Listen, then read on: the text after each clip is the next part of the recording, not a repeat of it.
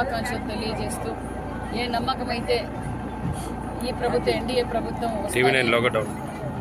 రాష్ట్రం బాగుపడుతుందనే నమ్మకంతో ఓటేశారు.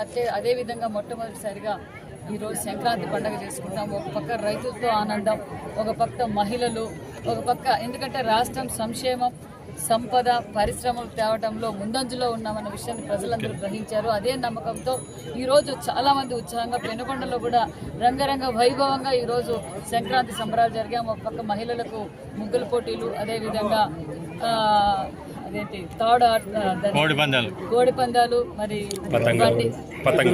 ఎద్దుల బండి పందాలు, అదేవిధంగా అనేక సాంస్కృతిక కార్యక్రమాలు కూడా జరుపుకున్నాం. ప్రజలు ఉత్సాహంగా, ఎందుకంటే వాళ్లకు మంచి ప్రభుత్వం, ఈ మంచి ప్రభుత్వంలో అన్ని మంచి జరిగాయి, ఇంకా మంచి జరగబోతుంది, సంక్షేమం స్వర్ణాంధ్రప్రదేశ్గా మారబోతుందని ఆనందంగా ఉన్నారని కూడా తెలియజేస్తూ మరొకసారి ప్రజలందరికీ సంక్రాంతి పండుగ శుభాకాంక్షలు తెలియజేస్తారు.